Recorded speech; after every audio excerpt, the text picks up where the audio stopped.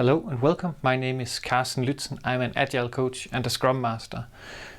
Building a bit on the previous video with quiet time, I have continued to dive a bit into this Støjfri Ledelse by Bastian Overgaard, which I find quite interesting and something that I need to improve upon at least. So silence is many things. If we look in the literature, in the research papers, different categorizations exist of these. So I will just use the three types of silence that Bastian uses because they fit quite well within the realm of facilitation. But if you like these videos, please subscribe and share. That would be super awesome. Anyway, let's go back to the topic. So silence is something that I have underestimated when I facilitated.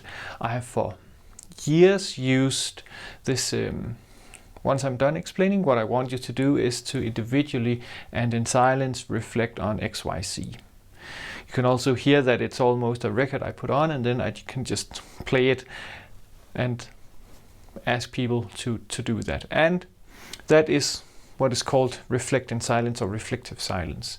When we give people a specific, or the participants, a specific task to reflect upon in silence, which is super nice and very much the foundation in a lot of liberating structures, etc. What Bastian also argues is that we also need restorative silence and relational silence. And if we start out by restorative silence, what is really nice here, and that was also something I tried to allude to in the quiet time video, but I don't think I hadn't read the entire book as I had now and haven't reflected as much upon it as I have now. But this restorative silence is when we just sit. We do not give any tasks to the participants, we just ask them to sit there and do nothing. Do not focus on your breath, do not focus on mindfulness, but just sit and be.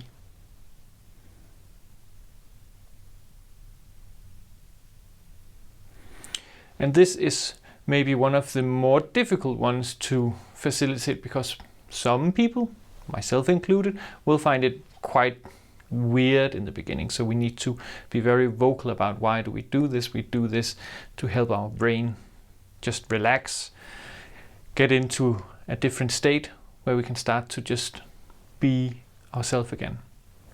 And then this relational silence, as you can see, I gave it a different color, is, as Bastian also argues, these two also, relational silence is very much relational, even though that we sit in silence, there's still a lot going on. So relational silence is just ask people to sit and maybe note interesting features or observations, or I would really like to learn how to do this thing that I know this person is really good at.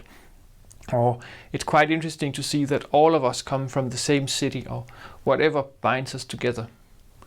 And that is the three different types of silence that Bastian uses. And as a personal reflection, I've used this quite a lot. And Bastian also argues that we should spend at least 10% of our meetings in silence, just as a rule of thumb, more or less depending on how you facilitate. And I do that with this, but I'm really bad at restorative silence and relational silence. So that is my goal going forward, to use more of restorative silence for starters. I'm hoping that this has given you some ideas on how to, again, look more into how can we use silence when we facilitate. So it's not just a lot of talk, but also a lot of silence to help our brains cope with the workshop. And I can really recommend, if you understand Danish, to read the book by Bastian Overgaard, Støjfri Ledelse, which is really great. And that's it.